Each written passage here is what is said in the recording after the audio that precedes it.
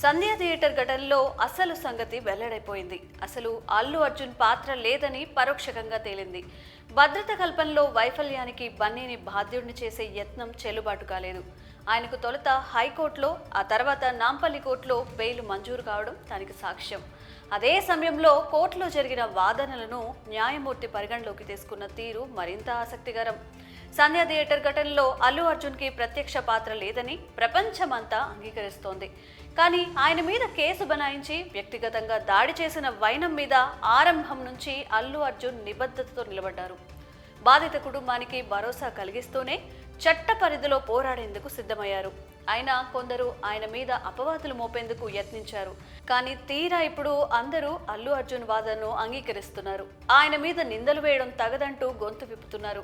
అదే సమయంలో నాంపల్లి కోర్టు కూడా అల్లు అర్జున్ న్యాయవాదుల వాదనను అంగీకరించింది.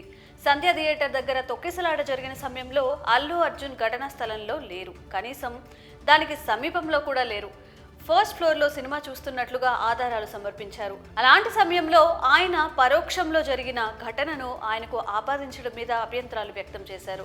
అవసరం లేని చట్టాలను మోపారంటూ న్యాయస్థానం ముందు ప్రస్తావించారు. వాటిని కోర్టు పరిగణలోకి తీసుకుంది. అల్లు అర్జున్ పాత్ర మీద ఆసక్తికర వాదనలను గమనించింది. అల్లు అర్జున్ మీద పెట్టిన కేసులలో సెక్షన్లు వర్తించవన్న విషయాన్ని గుర్తించింది.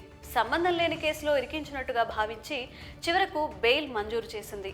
ఇక అల్లు అర్జున్ మీద కేసుకు సంబంధించిన ఎన్హెచ్ఆర్సీ కూడా పోలీసుల వైఫల్యం మీద నోటీసులు జారీ చేసిన తరుణంలో నాంపల్లి కోర్టులో కేసు కూడా ఎక్కువ కాలం నిలబడే అవకాశం లేదని బన్నీ లాయర్లు తెలియజేస్తున్నారు.